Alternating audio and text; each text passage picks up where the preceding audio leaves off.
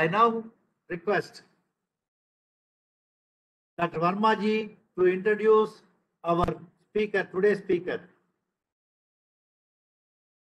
Thank you, sir. Our today's speaker, Duvuri Sheshagiri Garu, did his BE, Bachelor of Engineering from Andhra University College of Engineering, and Masters in Integrated Electronics from IIT Madras. Later, he joined in Bharat Heavy Plates and Vessels, Visakhapatnam, as an engineer, R&D. In BHPV, he was involved in development of compact plate fin heat exchange, which are now flying on Tejas aircraft. He was also involved in development of specialized CNC machines for welding. He joined Electronics and Radar Development Establishment (LRDE) in 2002 as a scientist. He worked in long-range tracking radars used for ballistic missile development program. He was responsible for the development of processing software for radar. In 2008, he made system engineer for the development of primary radar for Netra and was responsible for the design and development of radar, which was first indigenous active phased array radar. So he was made project director of radar in 2010, which was successfully inducted in Indian Air Force and seen action during Balakot exercise. In 2016, he was made project director for Uttam radar, which is the fire control radar for LCA. This radar development is completed and undergoing finished trials. These two radars are first indigenous foray into airborne radars. He is currently heading airborne and spaceborne radar. He is the recipient of multiple awards, including Scientist of the Year and IETE IRSI Award. It is very honor to have Dr. Sheshagiri Garu on this great occasion.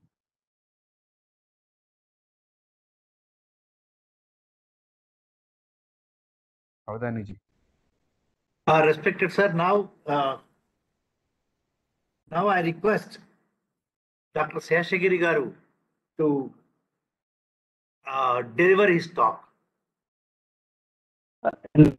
అందరికీ నమస్కారం అండి.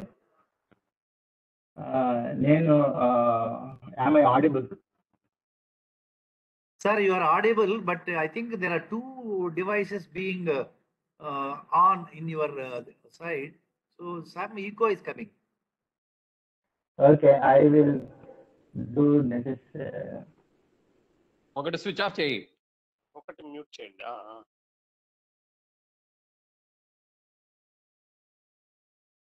ఇప్పుడు మాట్లాడండి sir, try చేయండి. నమస్కారం అండి. ఇప్పుడు బాగుంది. ఇప్పుడు హలో, ఇప్పుడు బాగుందండి. Audible now? బాగుంది, ఇప్పుడు బాగుంది. ప్రొసీడ్ కృష్ణ.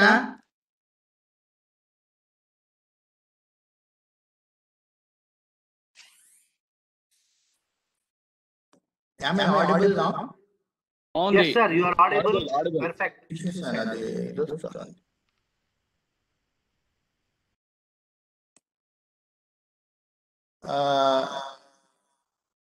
అవధాని గారు, నేను వినిపిస్తున్నానా? వినిపిస్తున్నారు. నమస్కారం అండి.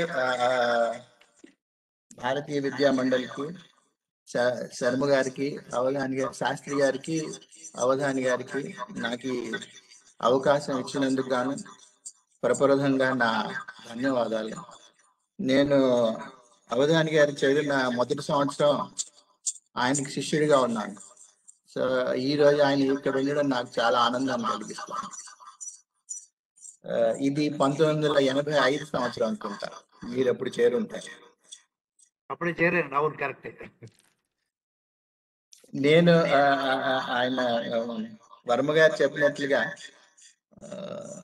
2002లో డిఆర్డిఓలో చేరి రెడార్స్ లో అప్పటి నుంచి పనిచేస్తూ ఉన్నాను. సో ఇవాళ అందుకని నేను జనరలీ డిఆర్డిఓ గురించి మాట్లాడమన్నారు, కానీ విశేషంగా నేను ఇవాళ రెడార్ గురించి మాట్లాడతానని ఆయన చెప్పినప్పుడు ఆయన అంగీకరించారు. దానికి శాస్త్రి గారికి ధన్యవాదాలు. నేను మొదలు పెడతాను.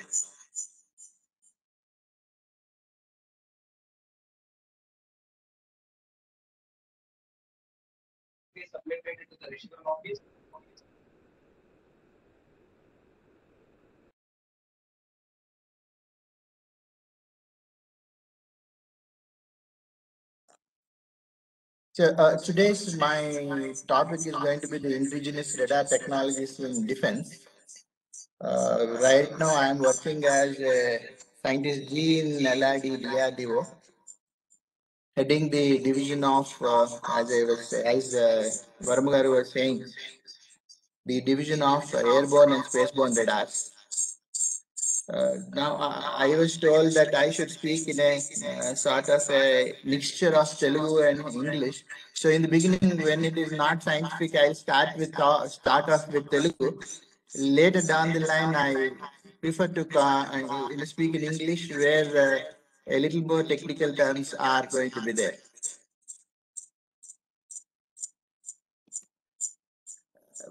భారతదేశంలో మధ్యయుగం మొదటి వరకు ప్రపంచంలో ఖగోళ శాస్త్రం కానీ, గణితం కానీ, వైద్యం కానీ, వాణిజ్యం కానీ, ఈ అన్ని రంగాల్లో భారతదేశం ప్రప్రథమ స్థానంలో ఉండేది. ఈ విషయం ధర్మపాల్ గారు ఆయన కలెక్టెడ్ వర్క్స్ లో చెప్పారు. ఉదాహరణకి పైథాగరస్ తీసుకోండి, అది ఇక్కడే కనిపెట్టారు. అలాగే సూర్య సిద్ధాంతం అనే పుస్తకంలో ఖగోళ శాస్త్ర వివరణ చాలా బాగా ఉంది. గ్రహణాలు ఎలా వస్తాయి దానిలో వివరించబడింది. అవి ఎలా కట్టాలి, ఒక సులభమైన పద్ధతి. అందులో రాహుకేతులను ఛాయాగ్రహాల ద్వారా ఈ సమయాన్ని ఎలా కట్టాలో చెప్పబడి ఉంది. ఈ ఛాయాగ్రహం అనగానే తెలిసింది ఇది షాడో ప్లానెట్, అంటే భూమి యొక్క నీడ గాని, చంద్రుడి యొక్క నీడ గాని. కానీ ఇవి నిజంగా గ్రహాలు కావు, ఏం కావు అనే విషయం మన వాళ్ళు అప్పుడే కనిపెట్టున్నారు. అలాగే సూర్యుడి చుట్టూతో గ్రహాలని ఎలిప్టికల్ పాత్ లో తిరుగుతాయని గురువుని కెప్లర్ కనిపెట్టడానికి చాలా వేల సంవత్సరాల ముందే మన వాళ్ళు అప్పటికి ఎలిప్స్ ఈక్వేషన్ తెలియకపోయినా 2 సింక్రనైజ్డ్ సర్క్యులర్ పాత్స్ ద్వారా ఎలిప్టికల్ పాత్ ని వాళ్ళు ఇన్వెంట్ చేయగలిగి ఆ ప్లానెటరీ మోషన్ పక్కా కట్టగలిగారు. ఇంకొక బ్రహ్మాండమైన విషయం ఏంటంటే, ఇప్పుడు బొంగరం తిరుగుతుంది అనుకోండి, ఆ తిరిగే యాక్సిస్ కూడా మారుతూ ఉంటుంది. ఇది భూమికి కూడా జరుగుతుంది. దాన్ని ప్రెసిషన్ ఆఫ్ ఎర్త్ అంటారు. దీనికి మొత్తం ఒక సర్కిల్ తిరగడానికి 24,000 ఏళ్ళు పడుతుంది. ఈ విషయం మన వాళ్ళు 5,000 ఏళ్ల క్రితం కనిపెట్టారు. ఇది ఎంత గొప్ప విషయం మనకి ఇవాళ అర్థమవుతుంది. దానివల్ల ధ్రువ నక్షత్రం ప్రతి 100 ఏళ్ళకి మారుతూ ఉంటుంది. అలాగే మొదటి శస్త్రచికిత్స ఇక్కడ చేయబడింది. మన వ్యాకరణం పాణిని గాని, పతంజలి గాని రాసింది ఎంతో గొప్ప సాంకేతికమైంది. అలాగే మన వర్ణమాల కా, చ, ట, త, ప ఇవన్నీ మన నాలిక అంగటికి ఎక్కడ తగులుతాయో అనే గొప్ప సాంకేతికంగా ఉండడం వల్ల అన్ని మనకి ఏబిసిడిలా కాకుండా it has a lot of technical content in it. ఇలా అన్ని రంగాల్లోనూ మన వాళ్ళు ఎంతో ప్రగతి సాధించారు. ఇంకోటి మెటలర్జీలో ఈ ఉక్కు తీసుకుంటే మన వాళ్ళు చేసిన ఉక్కు ఇప్పటికీ కూడా పాడవకుండా గుప్తుల కాలం నాటిది ఢిల్లీలో ఒకటి ఉంది, ఇంకొకటి కర్ణాటకలో ఎక్కడో ఉందంటారు. అలాగే డెమాస్కస్ కత్తిని తీసుకుంటే అది ప్రపంచ ప్రఖ్యాతమైన కత్తి. ఆ కత్తికి కావాల్సిన ఉప్పు కూడా భారతదేశం నుంచే వెళ్తూ ఉండేది. ఇంత గొప్ప టెక్నాలజీ మన దేశంలో ఉండింది మధ్యయుగాల దాకా. ఇంకా జీడిపి మనది ప్రపంచ జీడిపిలో 25-30% ఉండేదిట ఆ సమయంలో. అది అప్పటికి మొదటి స్థానం. చైనా వాళ్ళు 2వ స్థానంలో ఉండేవాళ్ళు. అప్పుడు ఇంగ్లీష్ వాళ్ళు వచ్చిన తర్వాత ఎక్స్పోర్టింగ్ నేషన్ కాస్త మనది importing nation, net importing nation కింద మారిపోయి ఆ 200 ఏళ్లలో అధోగతికి చేరి మనకి స్వతంత్రం వచ్చే వాళ్ళకి 2% జీడిపి కంటెంట్ మనది. ఈ మధ్యకాలంలో కొంత మన సాంకేతిక ప్రగతిని సాధించినప్పటికీ అన్ని స్థానాల్లో అన్ని ఫీల్డ్స్ లో మనం చూసుకుంటే 5, 6 ఈ ప్లేసెస్ లో ఉంటాం. ఎక్కడ కూడా మనకి నెంబర్ 1 పొజిషన్ కానే కాదు. అంటే మనం ఎక్కడ దిశా నిర్దేశకులం కాదు, వీఆర్ ఓన్లీ ఫాలోవర్స్. ఇది ఈ మన ఈ నెక్స్ట్ 10-20 ఏళ్ళలో మారి మనం ప్రథమంగా నిలవాలనేది మనం చూడాల్సింది. అందుకని మీ సంస్థ లాంటిది where you can decide on the policy చాలా కష్టపడుతున్నాయని నాకు నా స్నేహితుడు ఇక్కడున్న రామకృష్ణ ద్వారా తెలిసింది.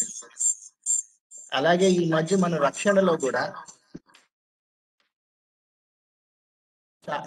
చాలా మెరుగైన ఈ వ్యవస్థ చాలా మెరుగైంది ఈ మధ్యకాలంలో. స్వదేశీ ఉత్పత్తుల్ని ఆత్మనిర్భర భారతం వలన చాలా రక్షణ దళాల్లో ఇండక్ట్ అవుతూ వచ్చాయి. ఈ నేపథ్యంలో డిఆర్డిఓ యొక్క వివిధ ఉత్పత్తులు, రీసెర్చ్ ఏరియాస్ ఇన్ జనరల్లీ నేను చర్చిస్తాను. విశేషంగా రెడార్లో మన సాధించిన ప్రగతి మీ ముందు ఉంచుతాను. అందున వాయువాహక రెడార్ అంటే ఎయిర్బోర్న్ రెడార్కి సంబంధించి కొంత ఎక్కువగా చెప్తాను. So I'm told to speak in English, so that's good. So I'm going to talk about a few of the technologies that DRDO has developed, and then slowly I'll move to the radars. That is what I told Sastri Garu, and I follow the same.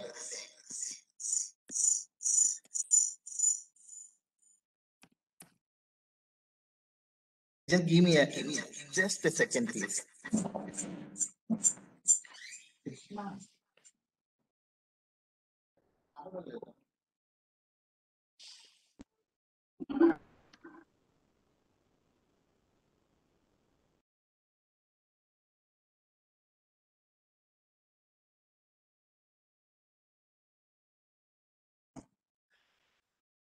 So the salient technologies developed by DRDO include, these are the main areas of research in DRDO.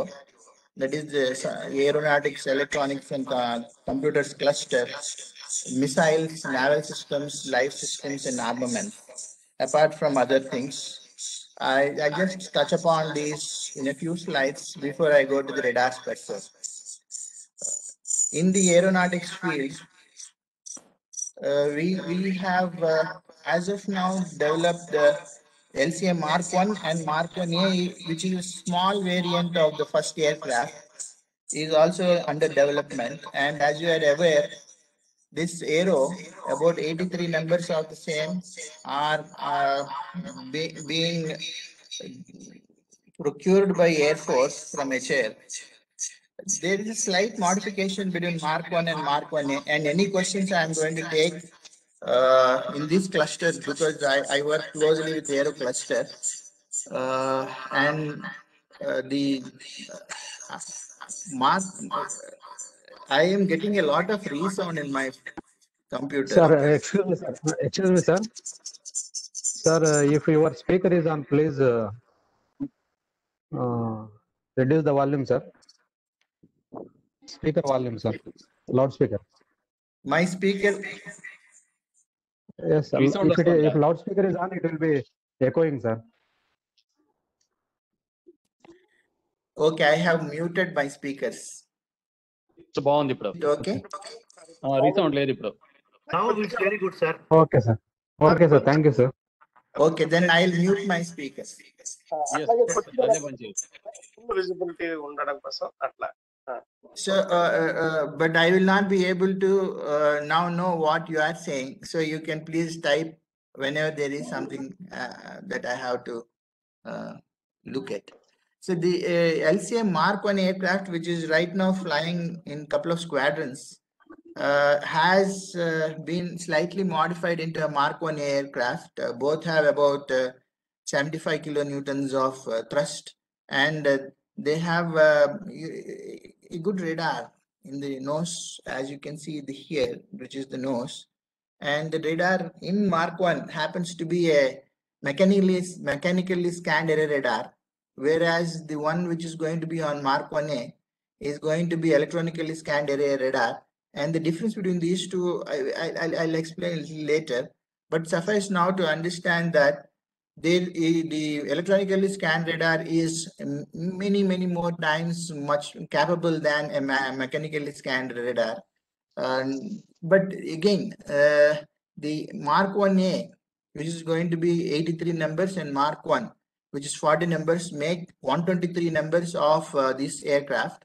And we understand that somewhere down the line, our radar, which right now, as has been discussed a little earlier in the introduction, which is the Uttam radar is going to go on to LCA to make it indigenous, much more indigenous, and their weapons are also going to be indigenous weapons. So this aircraft is going to be a very indigenous aircraft.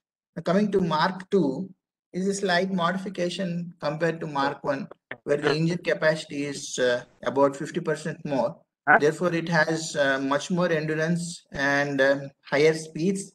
It has many stations, I think approximately 50% more stations to carry weapons.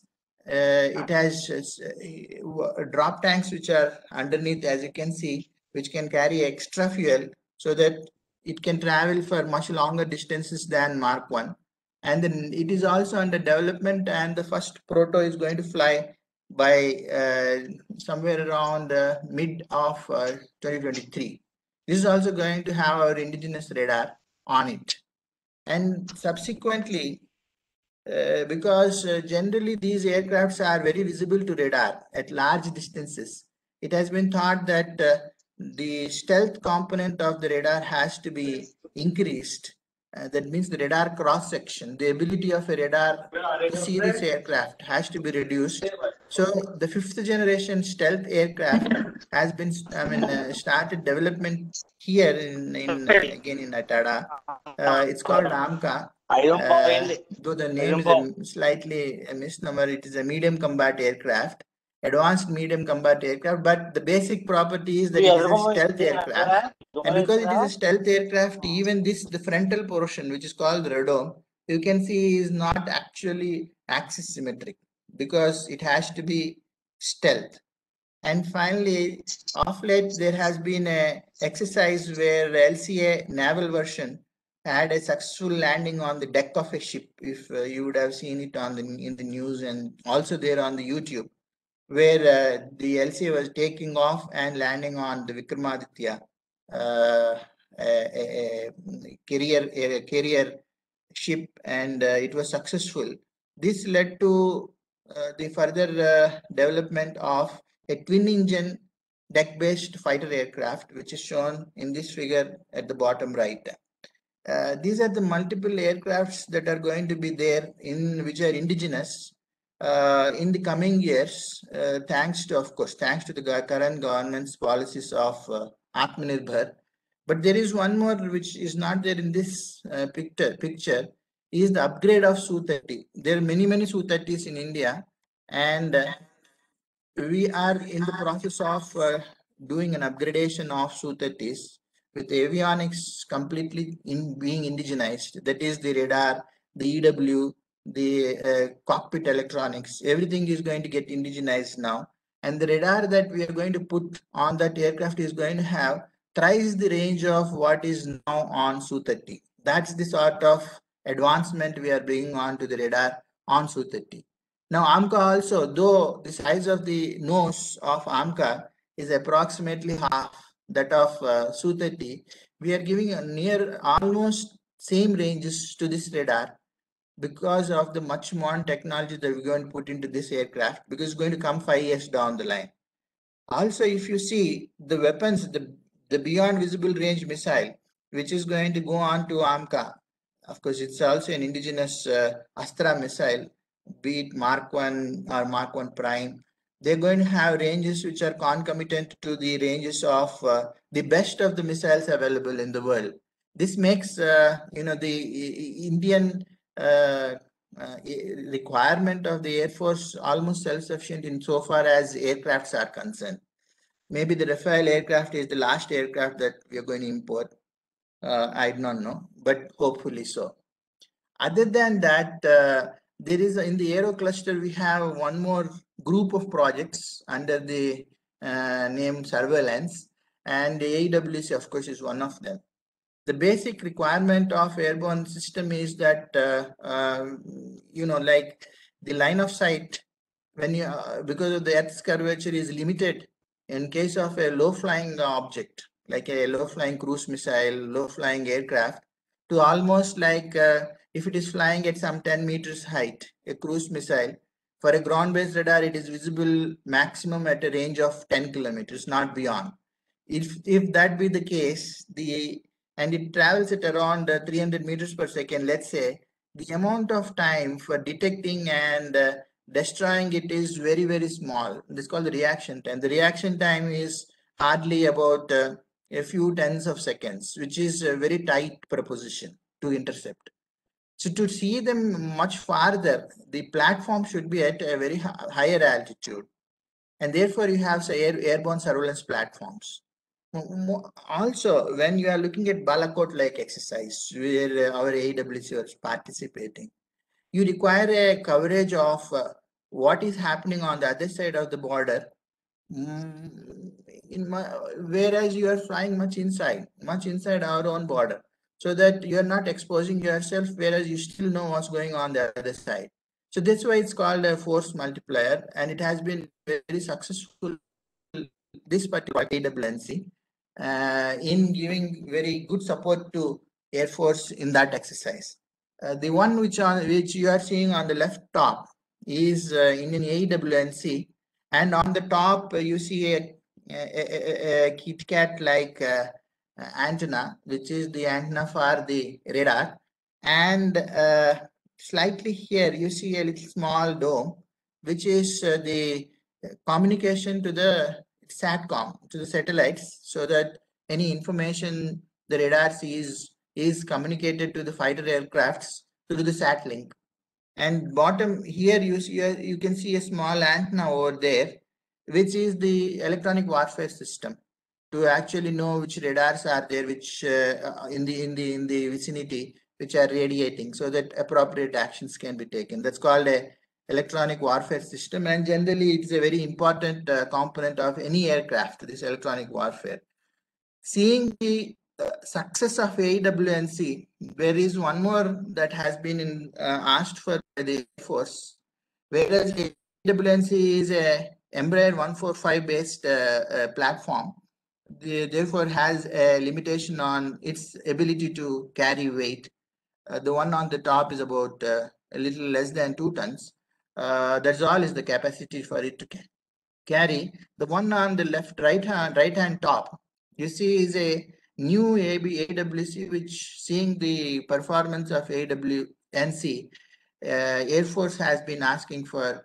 And this is also in news of late, the Mark II, where it has a almost double the range of AWNC. And it also has one more radar in the front, in the nose, like any fighter aircraft, which can see which is also a radar which is as good as on the top. So overall, it has much more coverage, because AWC has a radar only on the top. So it has some 240-degree angle azimuthal coverage, whereas it is blind both on the frontal and the back sector, rear sector. The AWC Mark II also can see in the front with the radar, with the antenna which is in the frontal sector. Further to that, we are also in the process of course, this is almost on the anvil of sanction, AWC and Mark II, which we are going to start probably by the end of this year. And the other project which is we are going to look at is the full 360-degree coverage Indian AWACS, which is based on a platform called Airbus 330.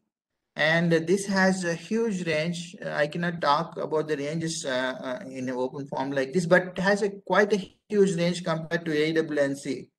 And it has 360-degree coverage. That is the fundamental advantage of the AWACS that we are talking about. Further, we also have a program where we have a aerostat, a balloon-based radar. You can see in the bottom right, a gondola, this bottom portion where the radar is going to be there. And this is, in excess of 60-70 meters length balloon with the helium in it. And it's going to fly at around 4 or 5 kilometers so that you can see deep into the enemy territory and also the low flying objects. It's a very, very ideal candidate for cruise missile defense. And of course, the JLENs of Americans, they use cruise missiles, aerostat radars as cruise missile defense. And then the other part where in Aero Cluster which we work on are the unmanned air vehicles, which are now ubiquitous in the sense they are everywhere. Even if you go to a marriage, you have a camera on a UAV, you have a, in fact, I hear that Amazon wants to deliver using UAVs. Such is the penetration of UAVs, and therefore they can also be used as weapons. So it's a very cheap weapon, and to now the second part is if it can be used as a weapon, it can also be used as a sensor. Now that's also where we are working on how to use small UAVs as sensors. That I'm not going to cover in this, but that's what is there in the anvil about a decade and a half down the line. On the top left, the UAV what we are looking at is it's a male UAV. In the sense, male is medium altitude, long endurance UAV. It is a reconnaissance UAV, not a fighter UAV. And the bottom portion of that, as you can see here, carries a radar and an electro-optic payload to take pictures of, it's a SAR radar, not that which takes images of what is on the ground, and also EO payload that's going to carry. We also have a cruise missile, subsonic cruise missile program under this cluster called Nirbhay, and preliminary trials are going on Nirbhay. But this, when it is successful, is going to be a very mainstay weapon in the sense that it can fly as low as 15-20 meters altitude. So it's very difficult for it to be detected by radar and intercepted, as I was telling a little earlier. The other one which is what we use as a target for all our surface-to-air missiles is the Lakshya PTA. Generally, we use it for our Akash trials and many other trials as a platform to be destroyed. Of course, the aircraft itself will not be destroyed. There will be it carries something which can be destroyed. The one on the right bottom is a RPSA, that is remotely piloted strike aircraft. It's also a stealth aircraft, as you can see from the shape of it. It has it has a bombing capability. Apart from it, it has on its wings like this radars, which are very, very modern. Which are though they are multimode radars, again electronically scanned, but they are basically going to be used for ground mapping, ground moving target identification, as you would have seen in multiple movies or YouTube videos where America has successfully used it for elimination of terrorists and such operations. This is about some of the projects that are in our Aero cluster. Electronics cluster, I'm anyhow going to, this is our parent cluster, so therefore the radar belongs to the electronics cluster, and anyhow I'm going to talk about it in detail, so I'm not going to have any further presentation on it. But missiles anyhow is very, very well-known project which everyone knows that what are all the missiles that we are developing. Of course, just some of them I picked them and pasted here. Is the Nag missile, the Akash surface-to-air missile. Again, the Akash surface-to-air missile has as a sensor a radar called Rajendra radar, which happens to be India's first indigenous electronically scanned radar, and was developed by, of course, he's called father of Indian radars, Professor R.P. Shenoy. This radar is, of course, a very modern radar, and the strike without any seeker on the missile, it can do the end game by itself, the radar. That is the sort of accuracy the radar gives. The seeker, I'll come to what is a seeker and how it is different from a radar. But Now this battery has about 3 and such 4 batteries to put together make one system of Akash missile. In the Prithvi, which is the first missile to be made, of course, a liquid engine missile, therefore a little not so contemporaneous, but it has the ability to maneuver because it is a liquid propulsion system. It is a theater ballistic missile. The one which is shown down, which of course our Dr. Ramakrishna has worked on, is the Agni missile. We have many Agnis like Agni 1 to Agni 6, and the ranges which are many hundreds of kilometers to now many thousands of kilometers, so that all the countries, inimical countries around us are within our range. This is now Agni 6 is an ICBM. We also have projects on submarine launched ballistic missiles called K-15, which is shown on the left hand side. And this is the very famous BrahMos cruise missile, which can fly from any sort of platform, including a aircraft, and has been tested on a Su-30. It also can be integrated on LCA. On naval systems, I have a little to cover, but we have torpedoes under NSTL, and a parallel to radar is a sonar. Instead of radio frequency waves, the sound waves are used to do the ranging. Therefore, it's very akin system to radar. These sonars are also developed by DRDO. We have other clusters like life sciences. Now life sciences, because of COVID, is very famous, as someone was speaking about it in the introduction, and the new drug that they have developed off late for COVID, and also the onboard oxygen generation system, which is flying on LCA, which is with small modification going to be used for pressure swing as a pressure swing adsorption method to improve the oxygen concentration at different hospitals, also comes from this group of laboratories. Other than that, we have armaments laboratory, where the Pinaka multi-barrel rocket launchers and the Arjun MBT, they are made. Generally, these constitute different projects of DRDO.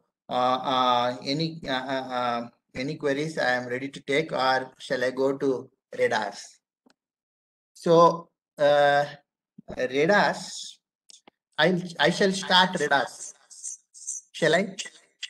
Yes, sir. You start radars, and then at the end we'll take the question answers. Okay, sir. So taxonomically, radars can be grouped based on the platform, which is the ground-based radar, which are more famous, the shipborne and the airborne and spaceborne radars, which I was talking about a little earlier. Based on the frequencies, many, I just marked 3, but they start from almost like VHF and end up till Ka band. That is approximately a few hundred megahertz to 30-40 gigahertz. That is the band of radars that we make. There is another lab which also make millimeter wave radars, though it is doesn't come under our LRDE purview. Based on the usage, also the radars are grouped like surveillance radars, which I was talking about, the AWNC, the fire control radars, like the one used Rajendra radar for the SAM system. Imaging radars, as I was telling, be it from a satellite, be it from a UAV, as I was showing, or be it as a mode in the fighter aircrafts. Imaging radars also form a very important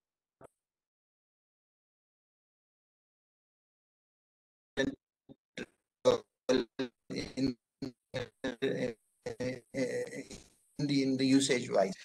Whether radars, it has application both in civil as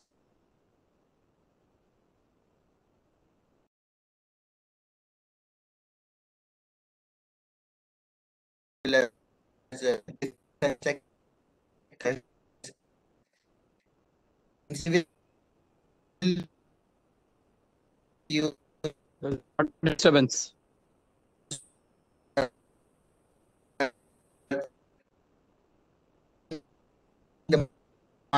Sir, maybe your connection is unstable, it seems.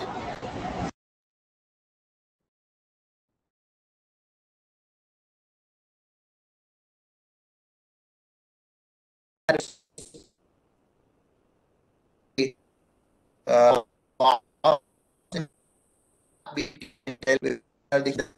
made by group actually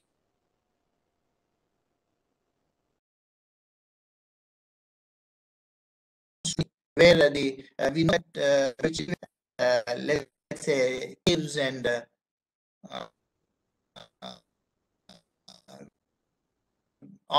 or they fly in the nights, not in the day. When sounds which though audible, there are very high frequency squeaks, which when hit the target, they come back, and that is what the bats are going to listen to figure out where the object is, which is their food. Now, having located that there is a food, they home onto it. Now, that is first part is known as the radar. Now, once it finds that there is a food, it's going to go towards that. It's like a interceptor. It's going towards a target. At the end, then it has to lock onto because it cannot see. I mean, it cannot see hundreds of insects. It has to lock onto a single insect. That's called, in some sense, it's like seeker of a missile, which locks onto it in the end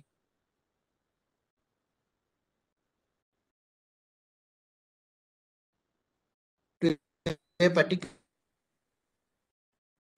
target. Sir, your voice is breaking, sir. Homes onto the target. Voice is not continuous, sir. Air, beyond this Charlie BVS is happening with a bat. It is and it is also excuse me. Okay.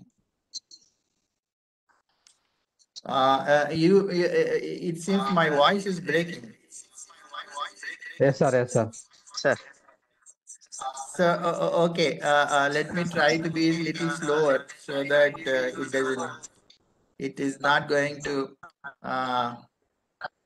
have any impact. Okay. So, in essence, the bat is the radar, the interceptor, and this the seeker. That's what I was telling. And the similar is the operation of a radar. It sends waves into the space. Some of them are go on to the aircraft and they are returned back, and they see the written waves. And let us suppose the target is at distance r. So it takes twice the time to going, and it takes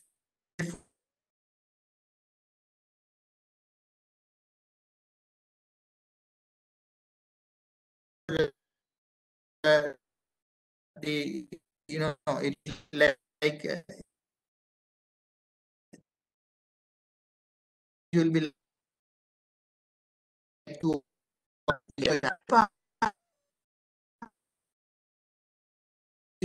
Again, the problem. you can see is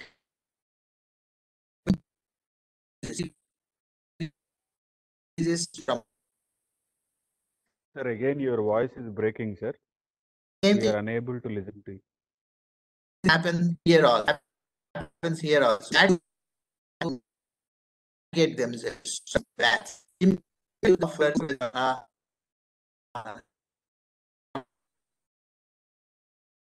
My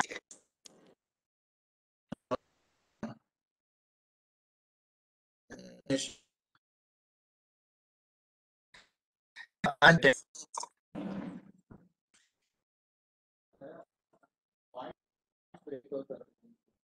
I come from this.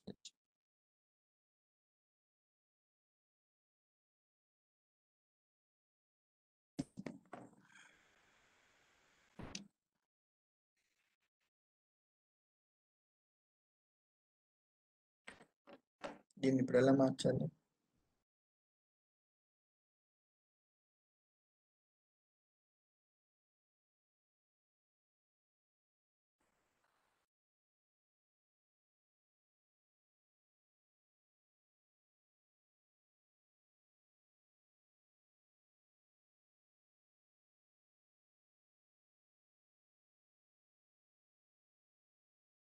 Am I audible now? Yes. కానీ Okay. Resound వస్తుంది. Okay.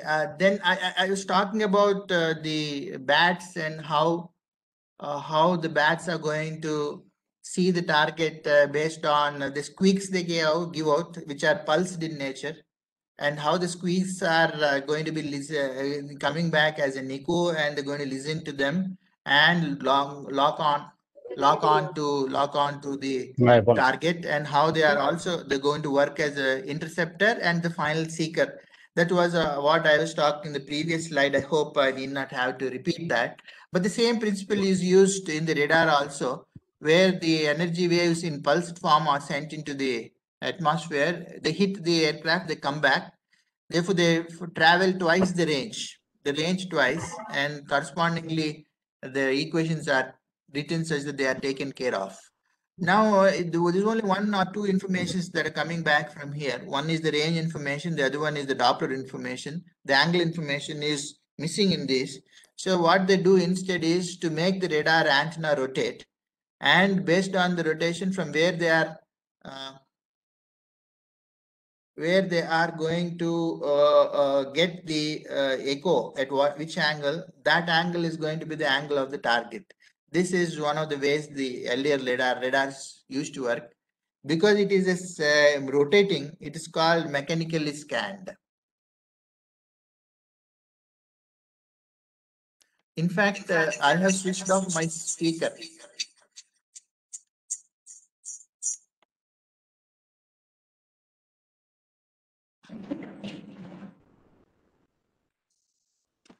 Okay, just give me a minute so that I'll go into some other room where the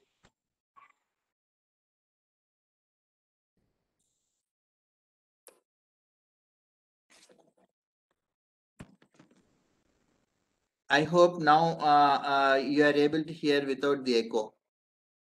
Yes, sir. Yes. Okay, I'm sorry for the inconvenience.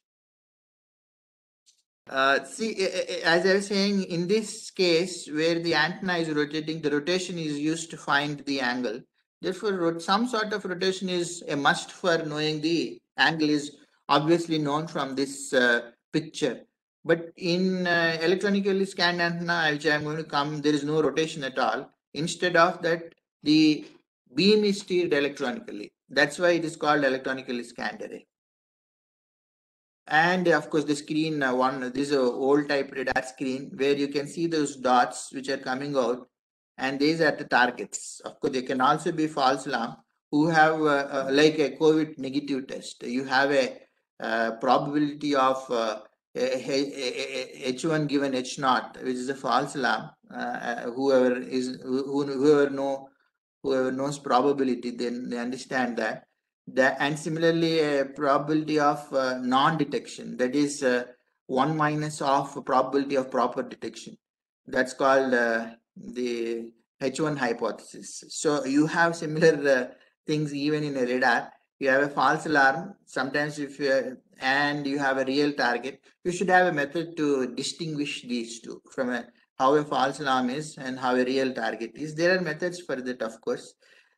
Which they called moving target indicators, and it's not so important to discuss those things. They are little bit involved technically, but suffice that there is a way to distinguish a false alarm from a moving target from a non-moving target, though also a false alarm, because the more modern radars have a method to remove the false alarm. So the basic principle is that the antenna keeps sending those energy waves, and some of them they reflect back to the antenna. And you know how much is the sort of energy that is generally transmitted? It will be like 100 watts, 100 kilowatts for a ground-based radar, or even more. and what comes back is, I cannot tell in numbers, because it is something like a 10 to the power of minus 13 milliwatt, or 10 to the power of minus 16 watts. That is the sort of energy that comes back, which is seen by the radar. I think you're getting the grip of what is the energy that comes back. Let us suppose your mobile phone is there, it will receive almost like a microwatt energy, whereas here it is much more. I don't know what is 10 power minus 16 known as. This is one more beauty that Indians have a way to count any number up till 10 to the power of 20 or 30, I don't know. Similarly, the smaller numbers, but I don't know what is the actual number that is used, but in radar parlance, we call it as minus 130 dBm. dBm means dB milliwatt. So the idea is, again, there is the same antenna is being used both for transmission as well as reception. Therefore, the antenna for some time transmits, for some time it receives. And to isolate these two, there is some equipment called circulator, which allows the antenna to be radiating at some time and receiving at some time. So the same antenna can be used both ways. It's called, in that case, a monostatic radar. And of course, there are more. The old systems used to have multiple radars, multiple antennas, and the new systems are also going to have multiple antennas for defeating stealth. And these are known as either bistatic or multistatic radars.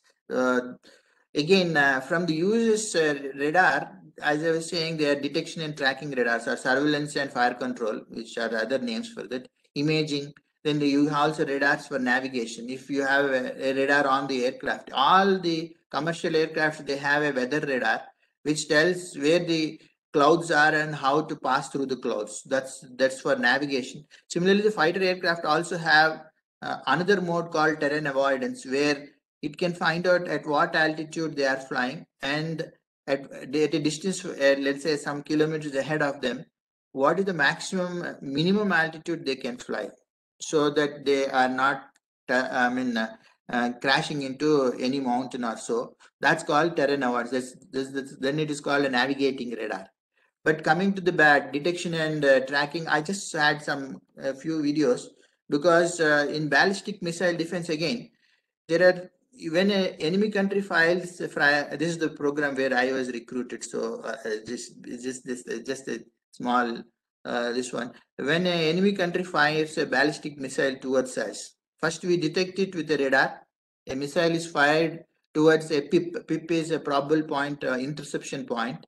And as the interceptor goes to the PIP, whatever maneuvers the missile does to dodge the interceptor, the radar takes care of and guides the missile towards the final PIP. And when it reaches a certain point, a small radar inside the missile, which is called the seeker, takes over and takes it to the interception point. And it generally there is some sort of explosion when it comes near to the missile, so that some splinters will get into the missile and destroy it. And sometimes it is a head-on kill. One of the head-on kills, I have a small video which I want to show you now, which happened, of course, when I was working in that program. And the radar, what was used, is known as a swordfish radar. It is jointly developed with Israel. Why I said jointly is the software for it is written here, and I was heading that software portion of that. So you can see a target being launched in this missile. I mean, it's a target is just a ballistic missile, and a little later you will see the interceptor being launched. And now this is I think it is the interceptor which is going and is going to hit the target. This is the interceptor. I'm sorry. This is the interceptor being launched.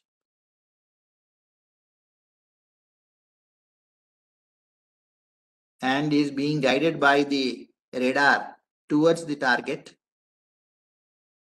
And this, I think this is an endo-atmospheric interception, means this interception happens in the atmosphere.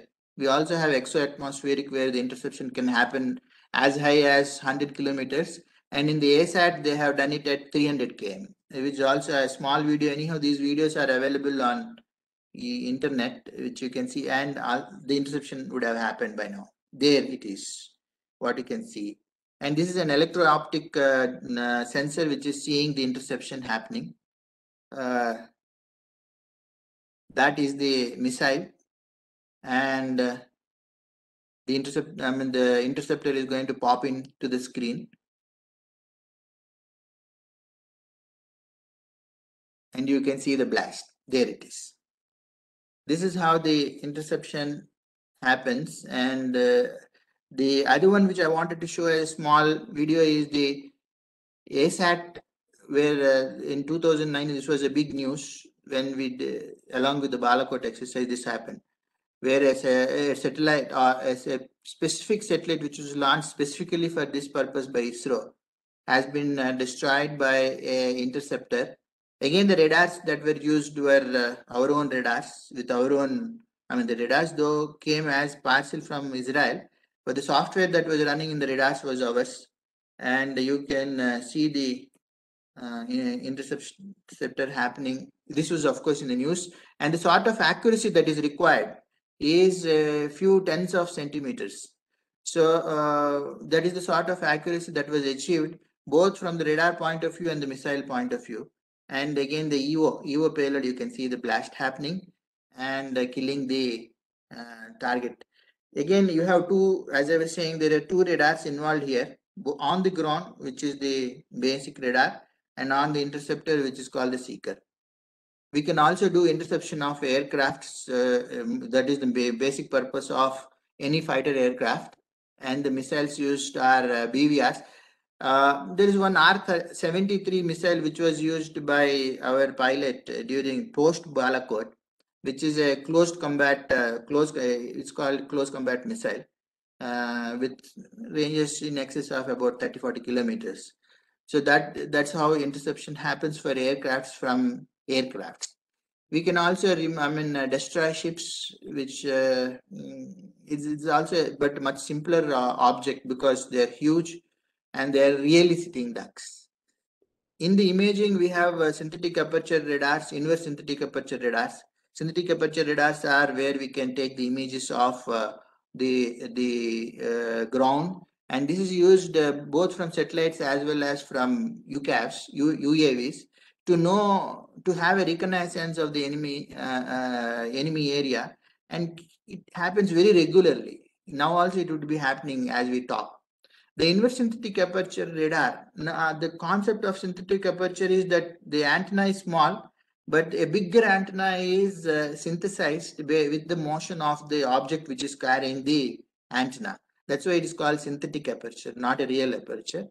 In the inverse synthetic aperture radar, it uses the motion of the object under observation to form the image of the object. I will show you some of the images what we have done with our AESA radar in the coming videos. Overall, LRD has developed, I don't know, maybe 20s of many radars, both for all services: Indian Army, Indian Air Force, Coast Guard, which is a maritime patrol radar, the Indian Navy, then Ministry of Home Affairs, where we have the through wall imaging radar, ground penetrating, which is for the detection of terrorists outside, on the other side of the wall, ground penetrating radar to find the mines which are inside, within, which are like a mine which is put by a Naxalite, let us say. And we have multiple radars in the Indian Army. Some of them are shown here. In the Indian Air Force also, and the last one what we got inducted is the AWNC, which was as late as 2017. And now there are at least a half a dozen radars which are ready for induction. Some of the radars which we have inducted over the period of time, and at the end we have the very ubiquitous Rohini radar, which is over here. As I'm pointing, this is the ubiquitous Rohini radar. If you go to any Air Force station, this is the radar which does most of the job of surveillance for Air Force. And here is Netra. This is the radar which is used for locating the guns, weapon locating radars. When a shell is fired, it can find out where the shell is fired from, and can be, therefore the gun can be destroyed. These some numbers of this are also exported. This is the battlefield surveillance radar which I was talking about, which can detect crawling terrorists who are coming across, and multiple numbers of this are also exported. This is just a glimpse of what we have developed. Mechanically rotating 2D radars. 2D means range and azimuth. No, I did not show in the figure how we can measure the height. Down the line, we also have 3D radars where we can measure the height. So in the 2D radars, we have Indian Doppler radar, Indra, and this is also exported to Sri Lanka. BFSRs, multiple countries have this radar. Bharani, which is a small mule portable radar, can be taken to any height and fixed in any mountainous terrain to track aircraft. And we have 3D radars, as telling the workhorse of Air Force is now the Rohini radar. And passive phased radars, in the sense that passive, I will talk about it a little later if time permits.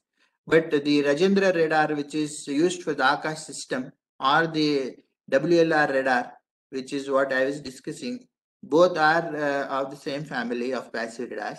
And active phased radar, the first radar, of course, was, as I was telling, is the primary radar of AWNC. Subsequently, we have MPR, my Arudra, Asalesha, Atulya. Incidentally, all our radars have names of stars, so that now I think we have exhausted all the 27 stars. So we are now moving away to different other names. Now the radars that we developed on ground-based radars, we have from VHF to Ka-band, which I was telling, few hundreds of kilohertz to 30-40 gigahertz. That is the range of bands, frequencies that we are covering. Ranges, we have radars from few tens of centimeters to know the buried objects, to hundreds of kilometers or even thousands of kilometers to pick up ballistic missiles. And from operational usage, we can detect mines, personnel behind walls. We can do battlefield surveillance for intrusions, detection and tracking of air-breathing targets. Air-breathing target is like a aircraft or a cruise missile, ballistic missiles, and we have surveillance and fire control. So the entire spectrum of radars LRDE makes, and DRDO today is in a position to say that we make all the radars that are required for all our forces, and there is no necessity for us to import any further radars. That is the stage where we are in, insofar as radars are concerned. And now, because I am from Airborne, I just added a few slides. If time permits, you please tell me when I have to stop, so that I can stop at that point of time. But the airborne radars, we have multiple platforms on which we have airborne radars. I was talking about a Embraer 145 on, that is that Netra radar, which is on the top left.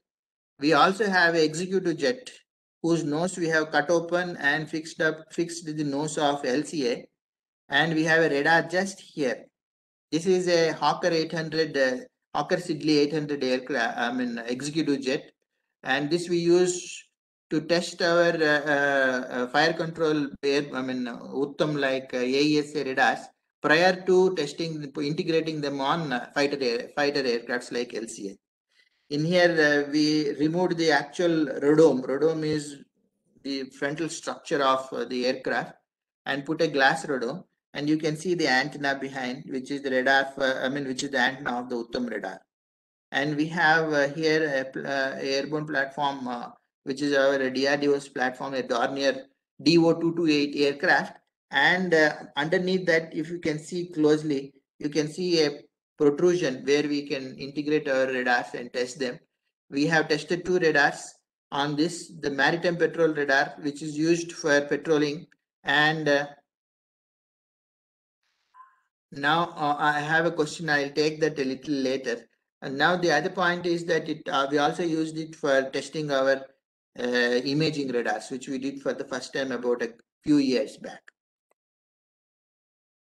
And again, airborne radars, as I was telling, they also have, they come under multiple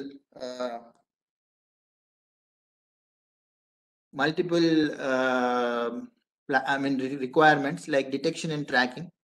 Again, they are surveillance and fire control. Under the surveillance, we have Netra. I'll just few slides. I'll just give me 10 minutes. I'll finish it off. And the synthetic aperture radar, where you can see the image of one of the airports, what we have taken as image. You can see those small white dots, which are aircrafts parked next to the runway. And we have maritime patrol radars. I want to show a few slides about the Netra aircraft because it is a pretty, for me, it is very close to my heart, being I designed that and also was executing it. So just give me 10 minutes if you don't mind. Is it okay? Can I take 10 more minutes? Yes, sir, you can take it. Okay, thank you. Yes, So the ground radars, I was telling, one is that it has a constraint because of line of sight. Second, it has any obstruction in front of it, it cannot see beyond. To overcome that, we have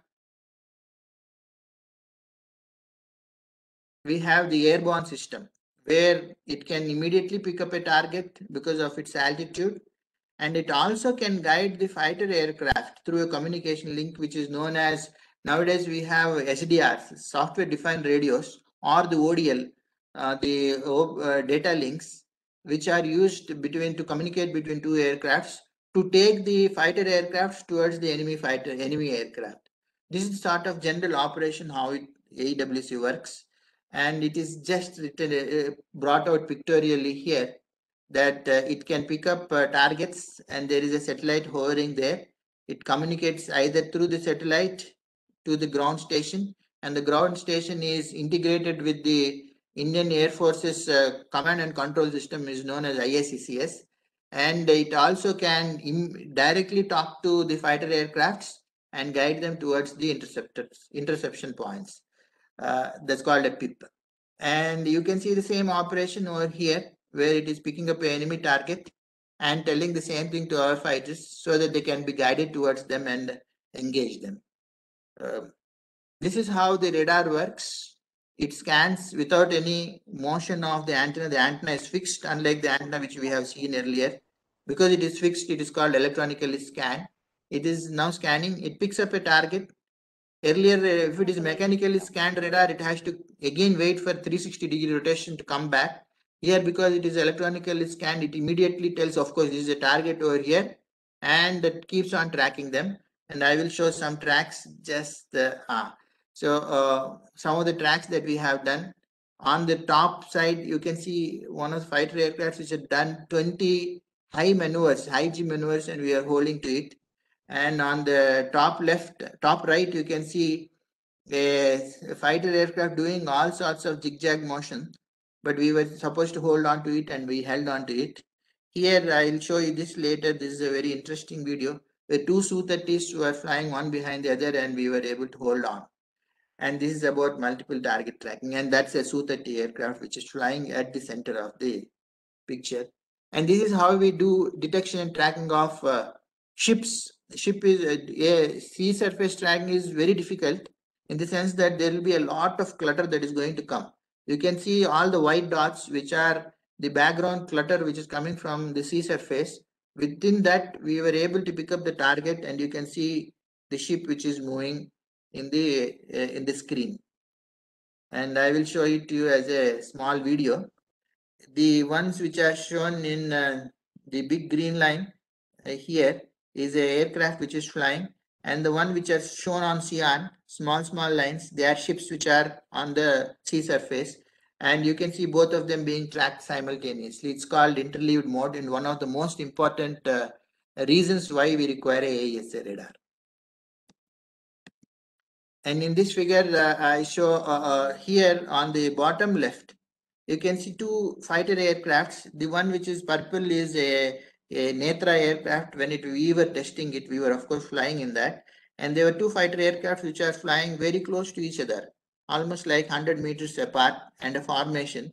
And we were supposed to look them as two aircrafts, which you can see as two numbers. We are seeing them as two aircrafts, which is a very, it's one of the where we met the requirement by a huge margin.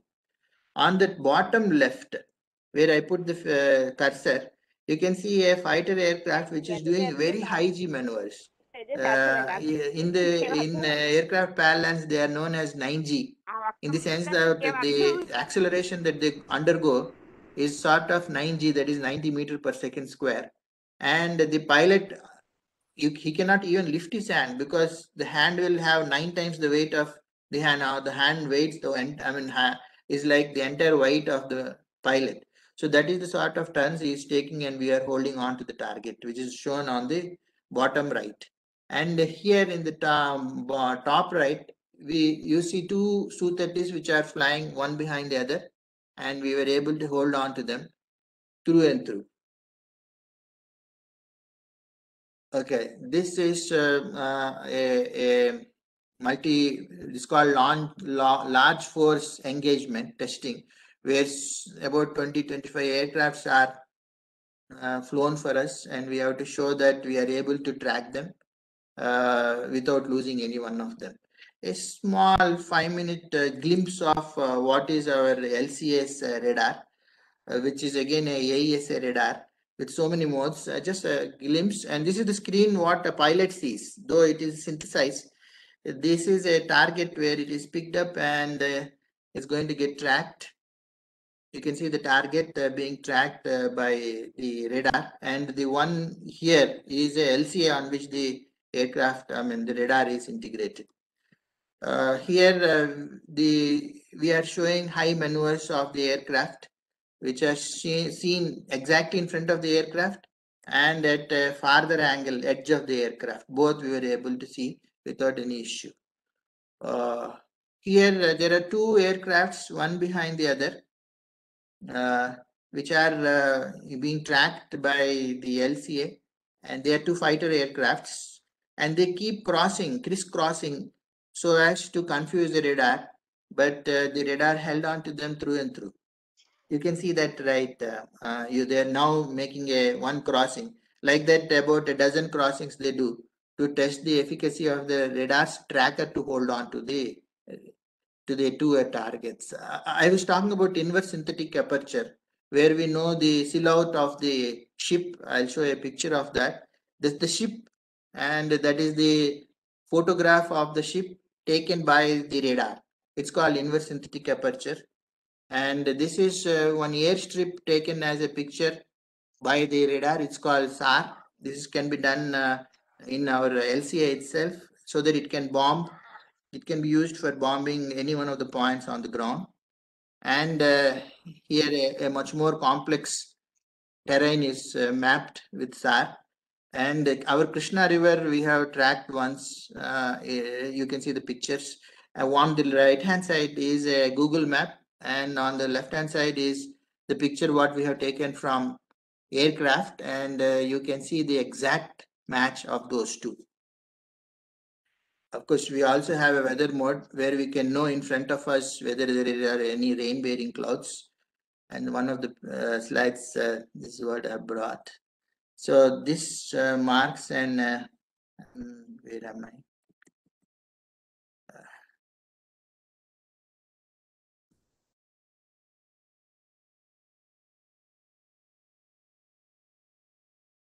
So that ends more or less what I wanted to talk. So I again, I hope that I conveyed what I wanted to convey, as the gamut of radars what are necessary for all the three forces and the paramilitary. Today we are in a position to develop and give them.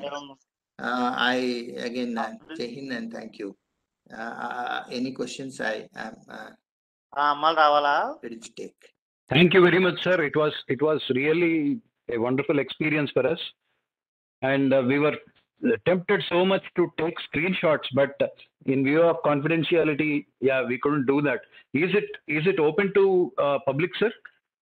The ones which I have shown, yes, sir, they are not secret. I have removed, as we have spoken to Sastri Garu, I have removed those which are where it is secret. Okay. Okay. That's wonderful, sir. So just one more question, sir. Any thermal imaging in progress, sir? There is a lab in which we have the electro-optic and IR sensors being developed. It's called IRD and it is in Dehradun. We have our own, I mean, we do not make, but there is a lab which makes the IR as well as EO, electro-optic payloads. This does not come under ground radar, sir? No. But one of the radars which is used for the gun control, that has a EO also as an integral part. So because EO has a very limited range, Okay, and within that limited range, if the aircraft comes, the two informations are fused into a single information. That's called data fusion. Is done by the radar and given as a single target to the gunner so that he can intercept in the sense of shooting it down.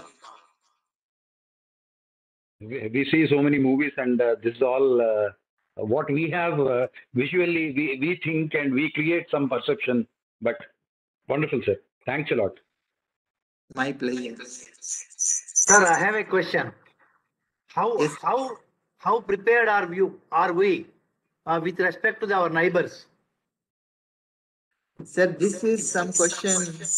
Really, I cannot take it, but I can tell you because I work closely with some of the armed forces people that we are, I think Ramakrishna also agrees, that we are very well prepared to take on our two neighbors, both in West as well as North simultaneously.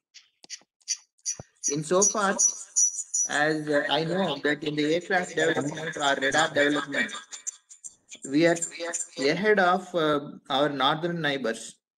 This much I know. So very nice to hear, sir. Very nice to hear that we're ahead of that path. Yeah, you are ahead because I'll tell you what, it's there in the net also. China was trying to procure the AWACS from Israel, and America did not allow Israel to give them to China. That means about a decade back, China did not have the sort of systems what we are talking today. And I heard whatever they have developed after that, they're having a lot of problems. This is what I came to know from our Air Force friends. Sir, good evening. I have a small question. So, what is the effectiveness of this radar, sir? And that means what I am asking. Suppose 100 objects are there. In that, how much effectiveness we can predict? We can see. Okay, I take the question as like this. You are asking effectiveness in the sense of accuracy, correct? Yes, sir. Yes, sir. True. Okay. I cannot, the actual numbers I cannot tell you, but they are sub-millirad. They are less than 1 millirad. I have doubt. Sir? And the speed accuracy is for a ballistic missile, it is better than 1 meter per second over 5,000 meters. Let's say 5,000 meters per second is the speed of the ballistic missile. In the ballistic phase, we can know the speed of the missile to 1 meter per second, and of a aircraft which is flying level and straight, we can know it within 2 to 3 meters per second. Sir, good evening, sir. Good evening, sir. Very happy to present in a very informative lecture, sir. My name is Dr. Karthikeya. I am from NIT Andhra Pradesh, sir. Good evening, sir. Yes, sir. Sir, my question is, sir, I heard and I have the book written by Muni Bharadwaja called Vaimanika Shastra, and based upon which Shivkar Bapuji Talpade, I think he just fabricated one aeroplane which runs by mercury fuel, and he even got succeeded in flying the unmanned aircraft in the world for the first time. Right, sir. So, and I even heard that NASA is also trying to use mercury as a fuel, and they are working on it. So my question is, sir, are we in that particular area, DRDO, are we working in the area because Bharadwaja Muni is our Indian person, and we have we have all the scripts and all these things. Are we working in that area rather than adopting the westernized science and technology? Because in the Muni book I'll that take the question this way. There are three rather. Three places where fuel is used in the airborne systems. You have missiles, you have aircraft, and you have UAVs.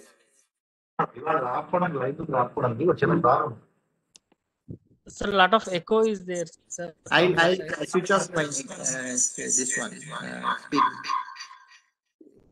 Okay, sir. Now I hope that the UAVs what I was talking about are not small UAVs of the sense of they are not the drones. I'm talking about what we are developing in DRDO, the lab called AD, where we look at UAVs which are huge. They can take payloads of hundreds of kgs or even sometimes even thousands. So they use very conventional fuels, not the ones which you are talking about. And I am absolutely unaware of if any other place mercury is being used as a fuel. Maybe Mr. Dr. Ramakrishna can answer that, because there is there are other places which he is aware of and I am not aware of, where they might use mercury as fuel. I'm not sure. No, it is not being used anywhere. Mercury is not being used anywhere. That's for sure. Okay. Sir, if you permit, I have a small question, sir. It is out of this box. Sir, are you offering student internships in your labs? We do that. Oh, thank you, sir. Thank you very much. Sir, any update on stealth technologies, sir? Stealth. Pardon? Stealth technology. Stealth. On stealth technology, we have two aircrafts. One is the RPSA, which is Ghatak. The other one is the AMCA, which is what I have shown in the first slides. The number I cannot speak about, but they are very, very low RCS. Thank you, sir. Thank you, sir. Sir, how about nano coatings? Do you use nano coatings? Sir, there are both methods are used, in the sense that the shape based and also the RAM based. RAM means radar absorption material. The nano comes under that. Okay. And there is one lab which works on RAM. Called DL Jodhpur. Can you come again, sir? Sir, good evening, sir. Sir, good evening, sir. Good evening, sir. Sir, is there any maximum range of tracking? Sir, I'm not able to understand the question. Can you type it? Sir. Hello? You are not audible to me, sir. Can you type the question? Hello. Type your questions in the chat. Good evening. Dr. Seshagiri, sir. Yes, sir. Can I know your mail ID regarding the welfare of the students in Engineering Institute regarding entrances, sir, in your lab? I didn't understand. Sir, can I know your email ID regarding the entrance of the students? Sure. I will send it to Sastri Garu. Sir, I am noting down. Yes, sir. Sir is asking about internship of the BTech students. Yeah, we can take. I told that. Yes, sir. I need your mail ID, sir. Research center is available at NARL at Gadanki near Tirupati. They will also allow internship. Yes, sir. Honorable sir, I need the mail ID, sir, regarding the correspondence. That garden tree. That MST radar is developed by one Dr. Vishwanathan. Yeah, he is from ISRO and I know him well. Good afternoon, sir. Good evening, Good sir. afternoon. Yes, sir. Sir, this is Dr. Ramakrishna from NSTL. Yes, sir. So we have been working in the area of underwater stealth, where we are using to reduce the vibrations, acoustics, CLFE, magnetics, RCS to become the stealthier. But similar to that, in area also, all these stealths are dominating, or RCS only more dominating? In this, if you see the development of the radar or the counter of the radar, the counter is done in two ways. One is a passive way and one is the active way. Let me give a little background so that we can come on. In the active way, actually, it's called ECM, electronic countermeasure, where a shadow target is generated and it is used to confuse the radar. This is one way of breaking the lock of the radar. The second way, of course, is to reduce the RCS. Generally what is the method that after the B-2 bomber, it became more popular. And we are also into that. That's what I told. The techniques that are used for underwater and for aerial targets, I don't think they are similar, because one is in the RF domain, the other one is in the acoustic domain. Yes. Maybe they are different. I'm not very sure. Yeah, for above water level, we are using the RCS, and that is electromagnetic signal. Below water, we are using the vibration, underwater radiate noise, CLFE, magnetics. Right. I can answer that, because whenever the submarine comes, where comes up, at that point, just below the periscope, there is a radar, which is in the new submarines we are thinking of, which can be used for detection of nearby ships, and sonar is a better way to detect ships, of course, but it can also detect aircraft. That is one project is going on right now. Sir, my question is incomplete, sir. Sir. Honorable sir, I requesting regarding your email ID, sir. Sir, can you type it? Sir, email ID. Requesting regarding email ID. Oh, I will pass it on to the Sastri Garu, from where it can be taken, or you can note it down. It is dsgiri.lrd@gmail.com. .lrd at gmail.com. Sir, I am repeating dsgiri.lrd@gmail.com. Right, dsgiri.lrd. dsgiri.lrd@gmail.com. LRDE, elephant. Yes, sir. LRD is the lab's name, and so you must be knowing it. Yes. Sir, now I think it is time for us to, because questions many questions are answered. I think it is time for Vermaji to vote of thanks. Okay, sir. Now I request Dr. Kishore Reddy Garu to propose vote of thanks. Namaste. Vermaji, am I audible? Yeah, audible. Go on. It's my privilege to vote of thanks on behalf of Bharatiya Vigyan Mandali, AP chapter of Vigyan Bharati. First of all, I thank D. Seshagiri ji for enlightening the youngsters and all the BVM fraternity who have joined today's event on the occasion of National Technology Day.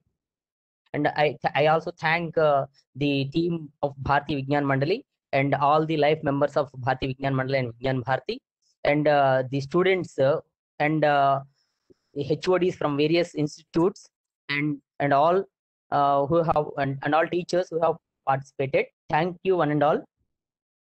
Thank you very much. Dhanyavad. Dhanyavad everyone. And again, I appeal to you all those who are not yet become members. So kindly become members.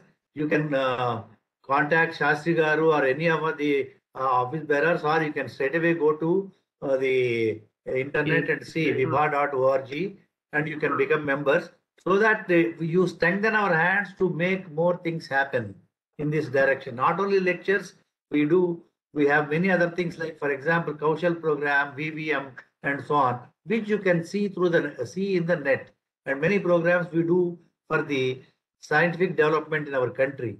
Okay, with these few remarks, now I thank everyone for being Sir, we will have a group photo, sir. We will have a group photo.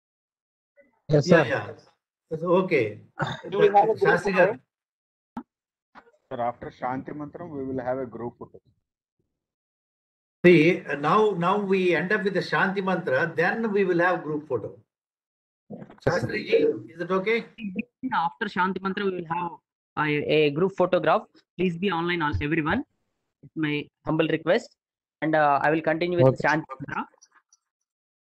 Om Sarve Bhavantu Sukhinaha Sarve Santu Niramaya Sarve Bhadrani Pashyantu Ma Kaschit Dukha Bhag Bhavet Om Shanti Om Shanti. Shanti